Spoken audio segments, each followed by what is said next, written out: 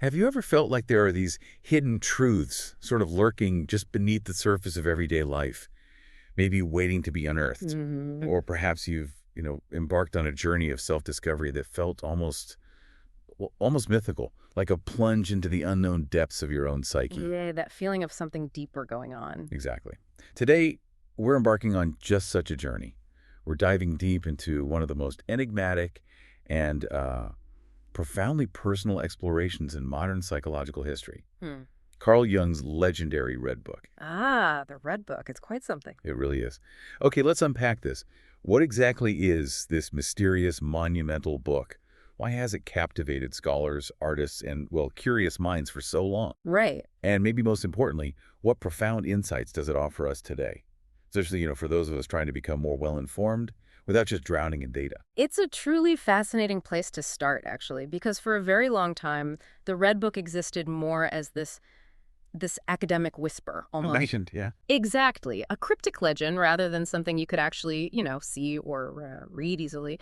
It was spoken of in hushed tones among Jungian scholars, almost like a mythical artifact. Wow. And its significance, it lies not just in the profound insights it contains, and they are profound, but in its very existence.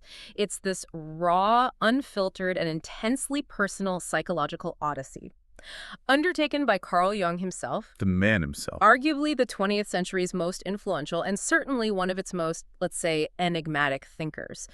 So, our mission in this deep dive, it's really to pull back the curtain on this singular work. Okay. We'll explore precisely what the Red Book is. We'll delve into the dramatic, crisis-ridden origins of its creation, uncover its startling, sometimes unsettling contents, Uh-huh. understand the complex reasons why it stayed hidden for so long, and finally reveal its enduring transformative impact on psychology and, well, wider culture today. Sounds like quite the It is. And we've gathered, a stack of fascinating articles, scholarly research, personal notes, all about this pivotal piece of human exploration.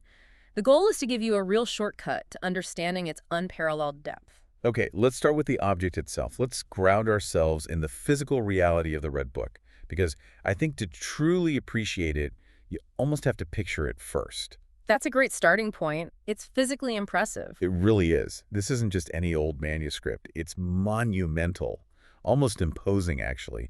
A huge red leather-bound folio. Big book. Huge. Its official title is Liber Novus, which means the new book. That's right, Latin. But everyone knows it as the Red Book. Because of that striking, rich crimson cover, it almost commands your attention. It really does. You can't miss it. But what truly sets it apart isn't just the size or the color. It's what's inside. Jung himself created every page. And they are they're a testament to his extraordinary artistic talent. Which people sometimes forget about him. Totally. The book is filled with his intricate, almost calligraphic script. It's his beautiful, stylized, Gothic hand, like a work of art in itself. Mm-hmm. But then, mixed in with this text, are these incredibly elaborate, often really surreal, full-page illustrations. And these vibrantly painted mandalas, they just burst with vivid colors and complex symbolism. Amazing visuals. It's not just a record of his thoughts, it's a visual spectacle. Hmm. A true artistic creation.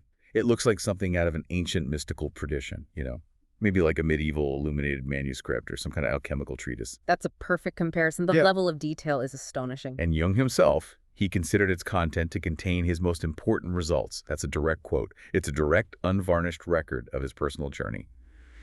Through these profound, often terrifying visions and intense interactions with figures that emerge directly from his unconscious mind. Yeah. It's not just a window into his soul. It feels like the very map of it. That visceral description, the physical object, it's absolutely crucial because it immediately tells you this is not and was never meant to be a typical academic or scientific text. Right, not like his other published works. Exactly. Its very form underscores its nature. It is, first and foremost, a deeply personal, raw, exploratory document. Unlike his meticulously argued academic works, like psychological types or symbols of transformation, which were designed for public consumption for intellectual debate, the Red Book is a testament to a psychologist's direct, unfiltered, and incredibly brave engagement with his own psyche. It truly sets him apart, showing that his theories weren't just abstract intellectual ideas. No, they came from somewhere real, somewhere lived. Exactly. They emerged from a lived, often harrowing experience. And that dual nature you highlighted, both aesthetically beautiful in its artistry and profoundly disturbing in its psychological intensity, that perfectly reflects the immense inner turmoil and the subsequent hard-won insights it contains. Beautiful and disturbing. That sums it up. It's a unique record. It stands entirely alone in the annals of psychological literature, precisely because it lets us witness the very process of discovery. We see the raw material, the visions, the dialogues, the existential crises, from which many of his later, more abstract, more systematized theories would eventually emerge. So it's the source code, almost. In a way, yes. It's not a textbook. It's the living, breathing laboratory of his mind. And we get to peek directly into the experiments. So not a dry academic paper, definitely not. More like a vibrant, deeply personal, almost mystical journal. That's a powerful distinction.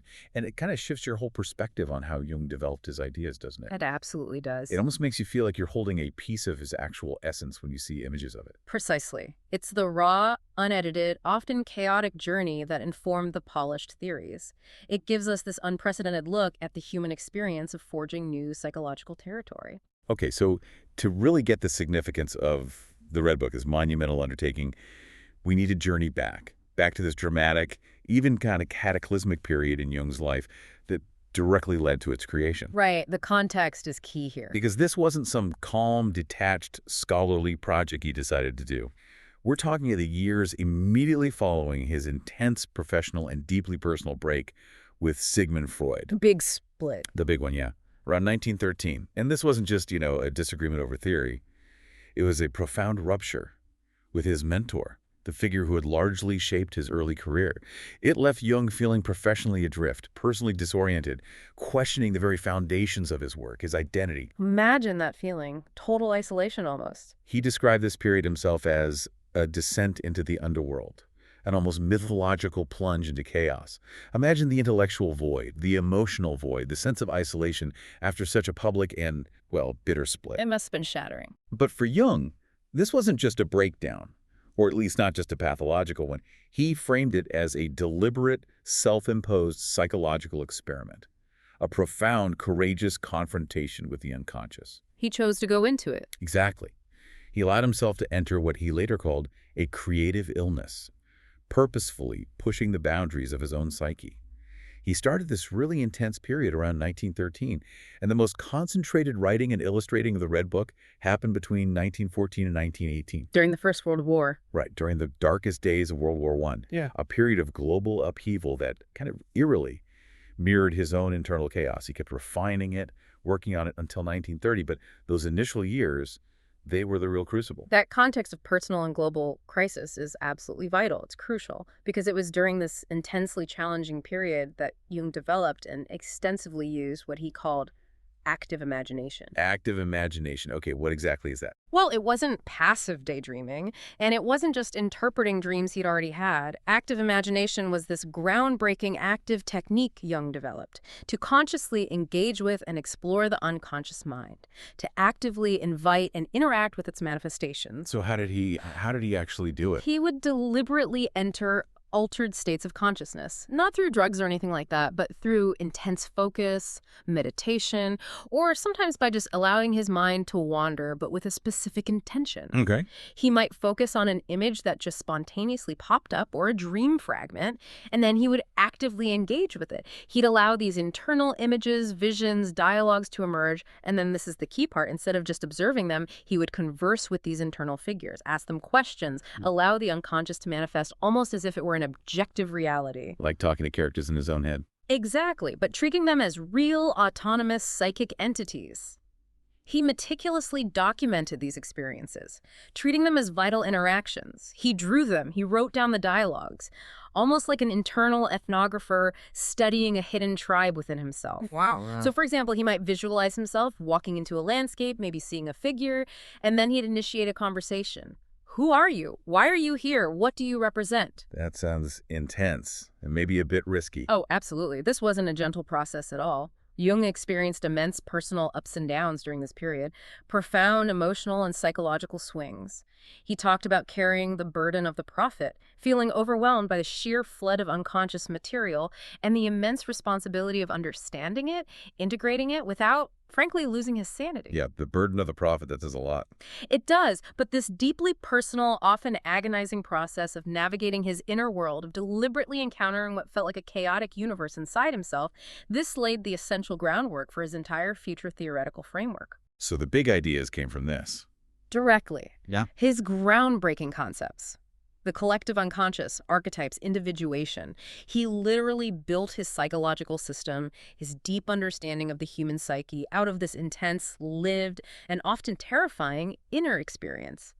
It was a profound act of self-experimentation that fundamentally changed our understanding of the mind. It sounds like he wasn't just theorizing about the unconscious. He was like living in it, Oh, documenting it, yeah. wrestling with it maybe. That's a great way to put it, wrestling with it. That distinction is crucial for understanding the depth of his work, isn't it?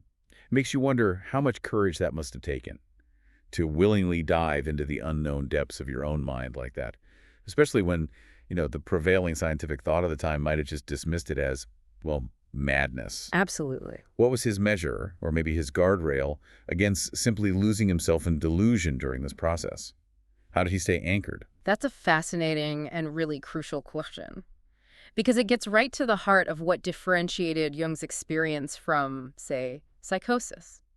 While he certainly skirted the edges of what some might perceive as madness, Jung always maintained a conscious, ego-driven anchor. He would choose to enter these states, and crucially, he would document them meticulously in the Red Book. Ah, the documentation itself was key. Exactly. That act of documenting, of giving form to the formless, that was his guardrail. It forced him to externalize the internal, to objectify it in a way, and in doing so, to maintain a critical distance. Well, he wasn't just lost in it.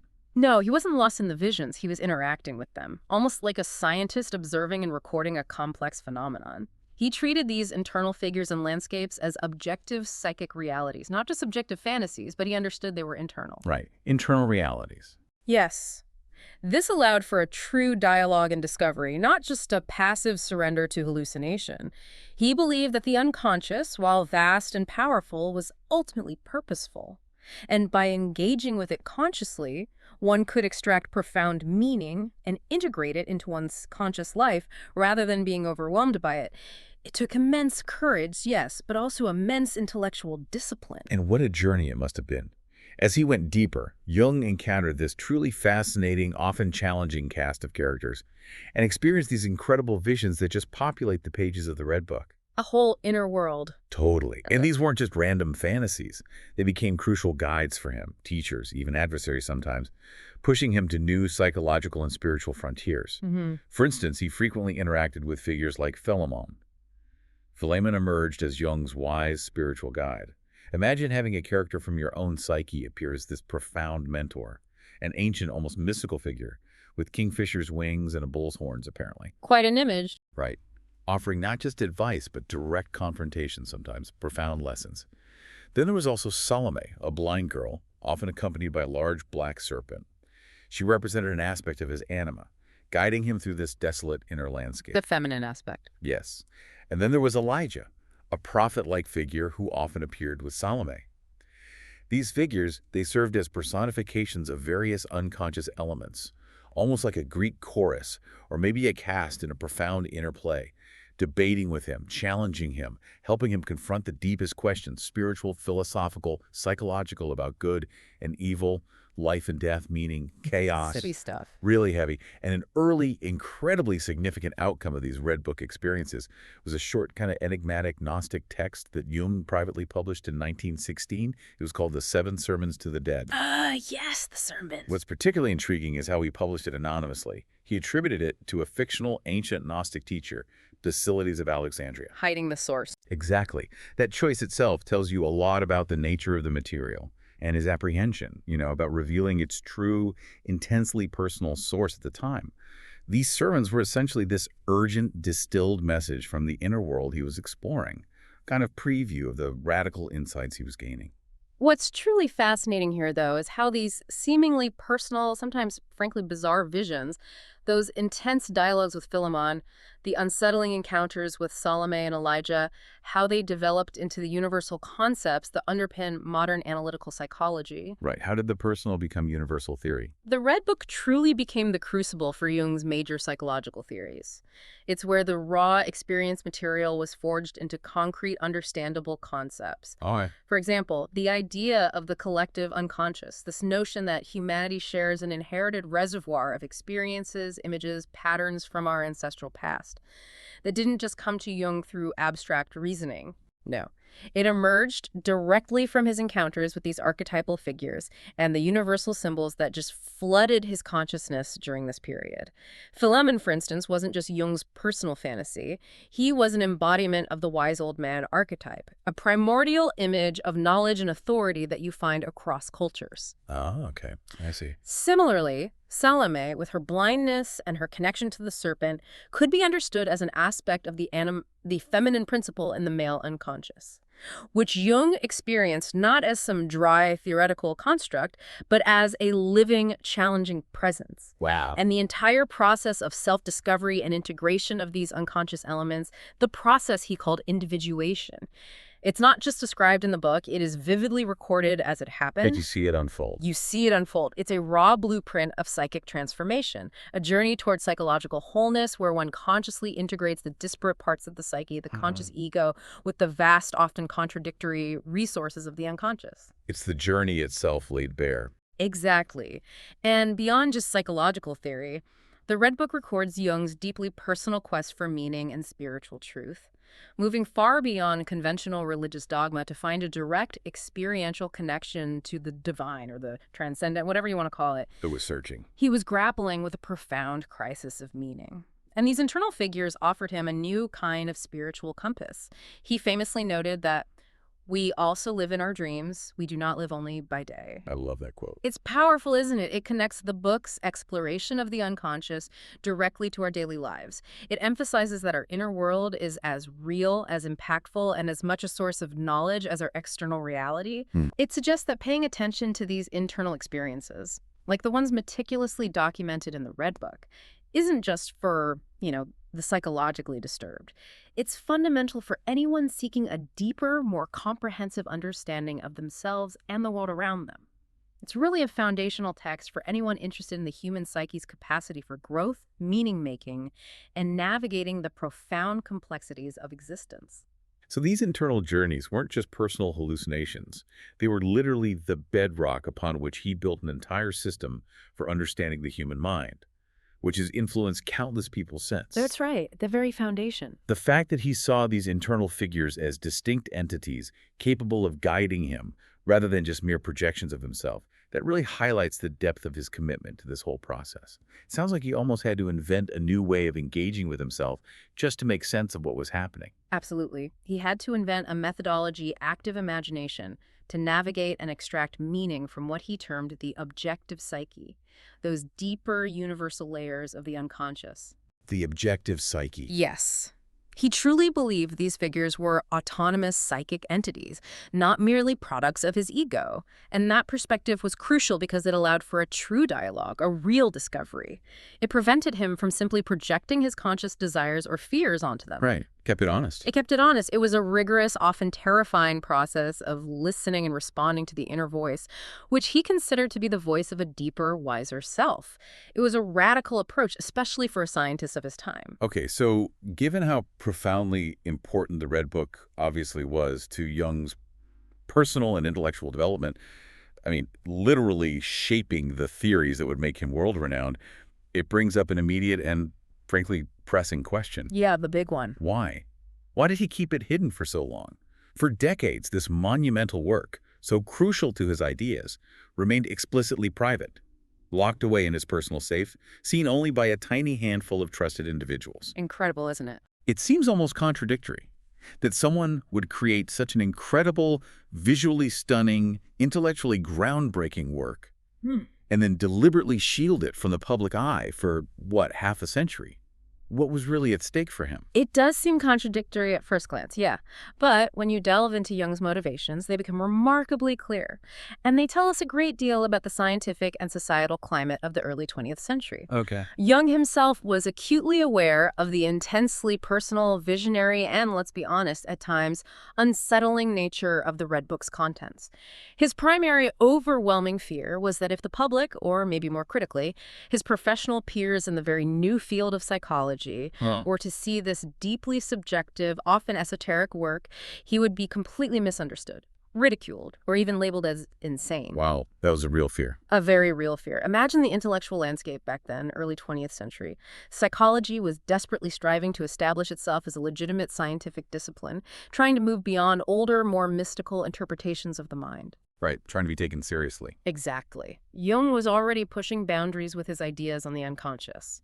Introducing a book filled with detailed dialogues with inner figures, vivid mythological visions, deeply personal spiritual quests, it would have been professional suicide. Career-ending, potentially. Absolutely. It could easily have been seen as evidence of psychosis or unscientific mysticism rather than profound insight. Especially at a time when psychology was still trying so hard to distinguish itself from philosophy and religion. As Jung himself put it, he worried it would entirely discredit his scientific reputation, undermine the credibility of his established psychological theories, which he'd worked so hard to ground in clinical observation and scholarly argument. So his scientific legacy was on the line. Completely. And this raises an important question, doesn't it, about that tension?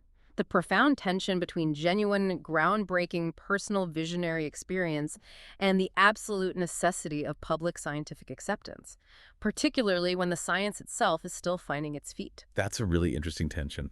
And Jung actually left specific instructions about its publication. He eventually asked for it to be published 50 years after its completion, which would have put it somewhere in the late 1960s or early 1970s. So he did want it published eventually, just later. Yes. Which suggests a deeply held belief that future generations might be more receptive, more understanding of such material, perhaps more open to exploring the psyche beyond purely rational empirical methods, or maybe less prone to equate intense inner experience with mental illness. He was truly ahead of his time in that sense. Waiting for the world to catch up. Pretty much. Furthermore, after he died in 1961, the role of Jung's heirs, his family members, became crucial.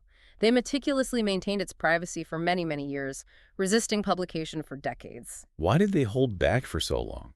Their reasoning was consistent with Jung's own fears, really. They wanted to protect his academic and public legacy.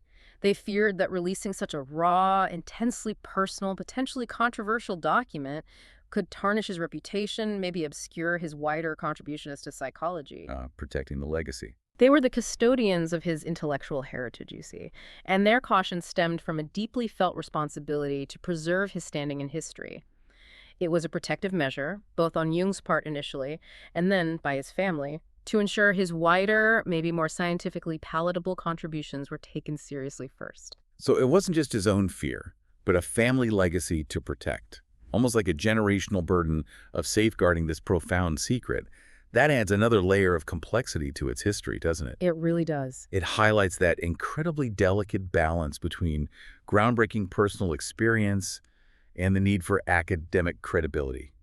Almost as if he was waiting for the collective consciousness of the world to catch up to his own internal discoveries. Precisely.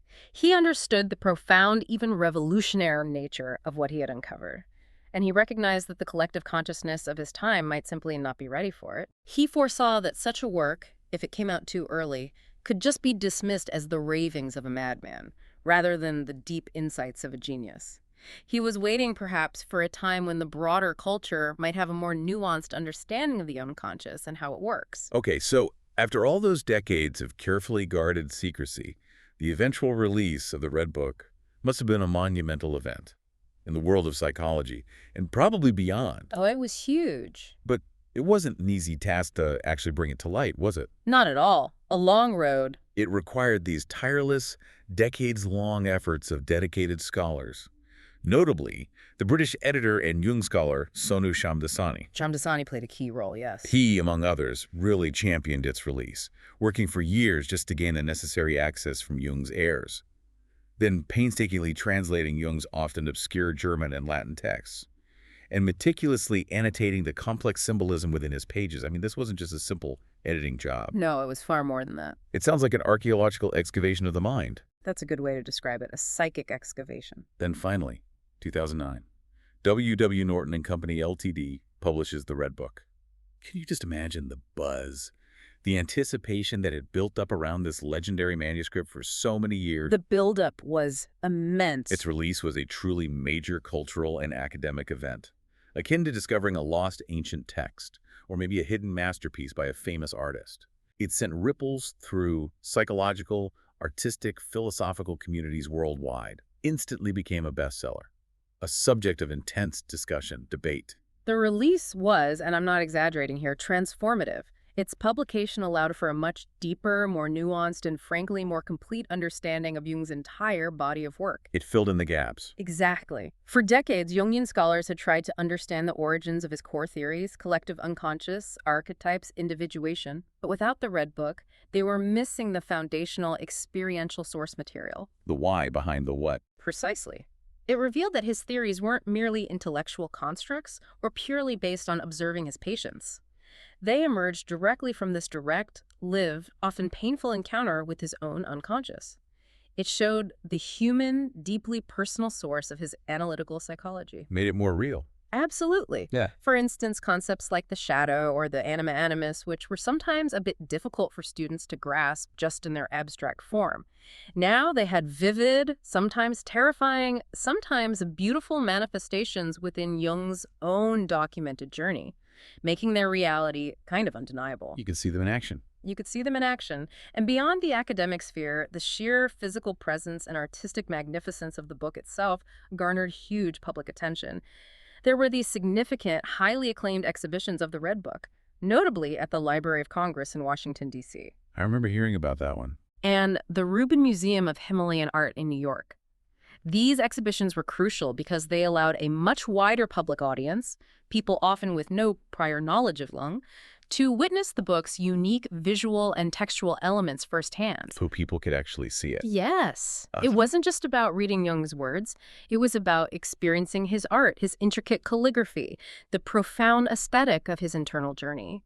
These exhibitions demonstrated the book's profound impact beyond purely academic or clinical circles. They showcased its artistic, historical, even its spiritual value. Right. So if we connect this to the bigger picture, the release of the Red Book wasn't just about unveiling a single text. It fundamentally reshaped our understanding of one of the 20th century's most influential thinkers and the very genesis of his ideas. It changed the narrative. It really did. It was like finally seeing the raw, unedited blueprint of a revolutionary new building that had only been described in abstract architectural plans before. It gave us the emotional and experiential context for his entire theoretical edifice. It validated the deeply personal nature of his intellectual breakthroughs. That analogy of a blueprint really nails it. It gave us the origin story, the raw, unfiltered genesis of his entire psychological framework, and allowed us to see his artistic side as well, which was probably a revelation for many people. Definitely a revelation for many. It truly feels like a moment where the history of Jungian studies was just irrevocably changed, allowing for deeper, richer interpretations of his life and his work. It absolutely was. It filled in so many gaps and provided this richness of context that was previously just unimaginable. It allowed us to see the inner man behind the theories, to understand the personal struggle and the profound courage that underpinned his public persona and his scholarly contributions. It fundamentally altered the academic conversation around Jung. So here we are now, over a decade after its public release. What is the Red Book's enduring echo today? Is it still relevant? Oh, absolutely. Its influence continues to ripple out. In what ways? Well, through an astonishing variety of fields. Psychology, of course, it informs new research, therapeutic approaches, but also art, inspiring new forms of visual expression, narrative, literature, offering insights into character depth, symbolic storytelling, philosophy as it grapples with the nature of consciousness and reality. Wow, so it's really spread out. And even popular culture, actually, subtly influencing our understanding of personal mythology, self-discovery. It's truly a testament to its lasting cultural legacy, far beyond just the confines of academic discourse. Oh, that's incredible. And for anyone diving into Jung's other works, his more formal publications, yes, understanding the Red Book provides this crucial, often revelatory lens, doesn't it? Making his often complex theories richer, more comprehensible, more human. Exactly. It's like having a master key to his entire intellectual vault. It unlocks deeper meanings in texts like Aeon or Mysterium Connexionis. It fundamentally altered the way many people approach his concepts because you see the raw experience behind the intellectual edifice. Right, the lived reality first. But beyond academia and scholarship, what does Jung's incredible, courageous journey, the one documented in the Red Book, what does it tell us about our own inner lives, our own, relentless search for meaning in this modern world, which is just saturated with information and external demands? That's such a crucial question, especially I think for those of us constantly seeking to gain knowledge quickly but also thoroughly, to have those aha moments, to make sense of a world just overflowing with information. Jung's intense personal exploration, meticulously documented in the Red Book, serves as this powerful inspiration. For individuals today to engage with the own unconscious, for self-discovery, for profound personal growth. In a world awash with external data where we are constantly bombarded with news, facts, opinions, the Red Book reminds us of the incredible, often untapped resources within ourselves. A reminder to look inward? Precisely. It offers a unique pathway into understanding complex psychological concepts, not just intellectually, but experientially, through the example of Jung's own direct confrontation with his inner world. This makes those aha moments maybe not just about connecting external facts, but about recognizing an inner truth that resonates deeply. Connecting with something inside. Exactly. The book encourages us to value our inner experiences, our dreams, our intuitions, those fleeting visions, those moments of spontaneous insight, to see them as valid sources of knowledge and wisdom, not just as random noise or something to be ignored in favor of, verifiable external data. Giving weight to the inner world. Yes. And Jung's burden of the prophet, that immense psychological cost he bore to bring forth these insights. It serves as a powerful reminder that true understanding, especially self-understanding, often requires deep, courageous introspection. In our fast-paced world where the temptation is always to look outward for solutions and knowledge, the Red Book champions the often neglected inner journey. So what does this all mean for us now, for you, listening, as a learner, navigating this complex information landscape? Well, the Red Book is more than just a historical document or a psychological text. It is a profound testament to the human spirit's capacity for deep self-exploration, radical creativity, and the enduring transformative power of the unconscious. It tells us that sometimes the most valuable knowledge isn't out there in a neatly organized article or a fast-paced summary, but in the depths of our own minds, waiting for us to engage with it, to draw it out, and to integrate it into our conscious lives, much like Jung did with his magnificent Red Book. It's really an invitation, isn't it? An invitation to embark on your own deep dive, not just into external sources, but into yourself. Hashtag Jack out outro. And what an incredible deep dive it has been today. We've really journeyed through the enigma of Carl Jung's Red Book, that monumental red leather-bound manuscript just filled with his exquisite calligraphy, those vibrant illustrations, those powerful visions. Quite the journey. It really stands as this private, deeply personal record of his courageous descent into the soul. A period of intense personal crisis, deliberate psychological exploration that ultimately formed the experiential text for his groundbreaking theories, the collective unconscious, archetypes, individuation. It really shows us that even the most rigorous scientific minds can find profound truth in the subjective inner world. It certainly has been a journey into the extraordinary. And as you reflect on Jung's monumental effort, just consider the sheer courage it took for him to confront his own deepest self, to engage with what many might dismiss as madness or just fantasy, and to painstakingly record those internal realities with such dedication. The dedication is astounding. It is. And his internal exploration, it didn't just lead to profound personal insights for him. It led to groundbreaking contributions that fundamentally reshaped our understanding of the human mind on a universal scale, influencing generations of thinkers, therapists. Still influencing us today. Absolutely. So the next time you seek knowledge or clarity, or maybe that elusive aha moment, perhaps pause. Consider the profound idea that sometimes the most valuable and transformative wisdom isn't found in external data, not in the endless stream of information, but in the rich, often surprising depths of our own minds, waiting to be unearthed, integrated, and understood.